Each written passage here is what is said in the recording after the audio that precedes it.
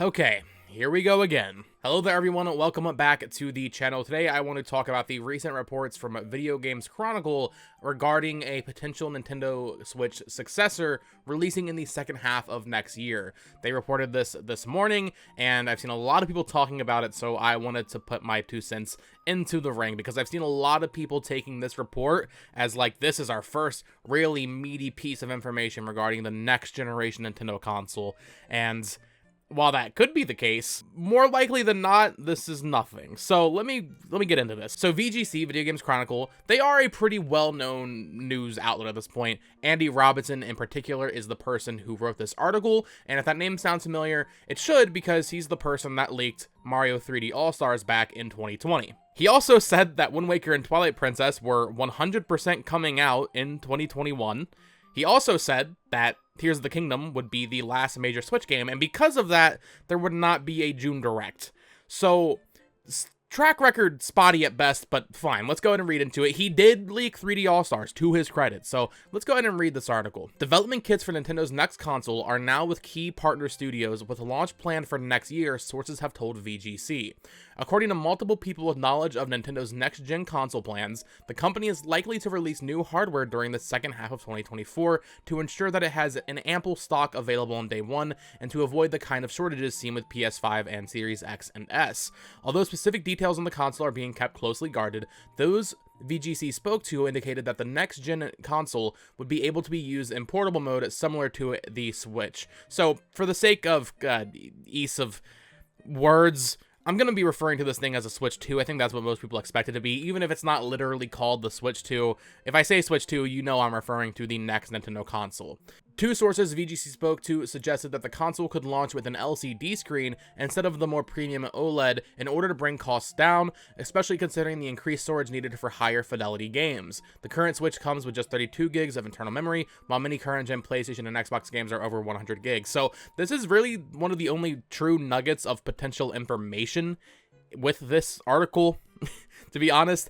And while that is disappointing if it is an LCD, considering we already have the Switch OLED, in order to keep costs down, if they are going for more powerful hardware, it makes sense for the first model to be an LCD screen. I know I saw a lot of people upset with this, but it does make sense, honestly. But also, if their sources are developers, which we'll get into, because dev kits, according to them, are out in the wild, they certainly wouldn't have a final build of the unit. In fact, as far as dev kits go, they probably wouldn't even be portable. So I feel like it's way too early to discern if it's going to be an LCD or an OLED, unless you have some very high-level information from Nintendo if it's releasing in late 2024, but I digress.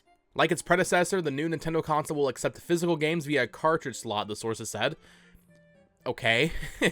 Other details such as backwards compatibility support for Switch games, physical and digital, remains unclear. Nintendo has said it wants to convert as many of the Switch's 100 million plus user base as possible to its next system, although some third-party publishers are said to have expressed concern that legacy support for Switch games could negatively affect sales of next-gen titles. So, listen, if you've been paying attention to Nintendo's wording and Furukawa's wording, this thing is going to be backwards compatible. There's no real way it's not, to be honest. He's talked a big game about, yes, converting that Switch user base to the next console, carrying over your account progress, and all that stuff. So if it's not backwards compatible, then I don't know what Furukawa's been talking about for the past couple years. As far as third parties not wanting it to be backwards compatible because it may affect the sale of next-gen titles, I mean, this is kind of like the band-aid you have to rip off eventually anyway. PlayStation just did it. Xbox did it. How many times are we going to let Atlas sell Persona 5, you know? Yeah, it'd be nice, I'm sure, for them if they could sell it again for $60, but you can't keep letting them do that, you know? Tokyo-based industry consultant Dr. Serkan Toto told VGC that a 2024 console launch would make sense for Nintendo since it's projected to see double-digit declines in Switch hardware and software sales this year after it cleared 7 years in the market.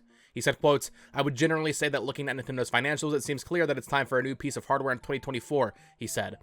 Hardware is already projected to fall 16.5% year-on-year in the current fiscal year, while the minus for software is expected to hit 15.9%. The only way to stop these losses from totally ballooning next fiscal is a new device in the second half of 2024. Sounds like a realistic release window to me."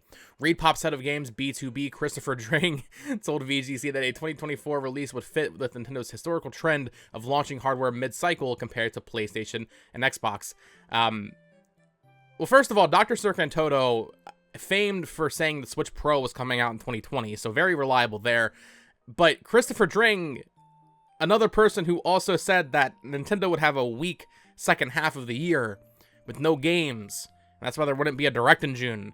Similar to Andy Robinson, actually. I think they both kind of corroborated that report. What historical trend of Nintendo launching hardware mid-cycle is Christopher Dring talking about? They've done it once. That's not a trend. They did it one time. I want to clarify something here. It is very possible that the Switch 2, or next console, releases in late 2024. That makes a lot of sense. I have been very outward spoken about how I think it'll release in early 2025, but I will plant my flag here. While I still think 2025 is a little bit more likely, late 2024 makes a lot of sense and is very possible. And now that will depend more on what Nintendo announces in this upcoming September Direct, most likely, and early next year, but a late 2024 release is very possible, and I've never denied that. So this report, there's a good chance it ends up being true. However, I don't know if you guys noticed, this report didn't really tell us anything. This is what people have been speculating anyway, you know? And I'm sorry, I just find it hard to buy credence into Andy Robinson, Dr. Serkan Toto, and Christopher Dring. This is like the holy trinity of people that just aren't accurate about Nintendo stuff. Yes, they have been in the past, or at least Andy Robinson has been in the past, and I believe Dr. Serkan Toto used to be pretty reliable back before the Switch came out. Although he's more of like an analyst position anyway. And to be fair, his reporting, or his quote in this article was based off their financials and what would make a lot of sense. So I don't want to hold him to that too much, although yes, he did say Switch Pro in 2020. But Andy Robinson is a journalist who has reported Wind Waker and Twilight Princess has said that Nintendo wasn't going to E3 because they didn't have enough to show this year. The year they're releasing a new 2D Mario, a WarioWare game, a remake of Mario RPG, a new Detective Pikachu game. Pikmin 4 would have been playable there, so that doesn't really line up. While yes, this is all very possible, and it's gonna suck if they're right just by guessing, because, you know, they didn't earn this report. I see so many people just treating this like, oh, yep, this is the first one. This is the first truly substantial news piece on the Switch 2. Guys, no, it isn't. This article tells us nothing. The only real piece of information here is that it might launch with an LCD screen. And that's interesting for sure. That's worth talking about. I already kind of touched on it. That'd be disappointing, but it would make sense to keep costs down. But other than that, none of this is like really new information. We know you can look at their stock, their financials, and tell that yeah, late 2024 makes a lot of sense based on trends.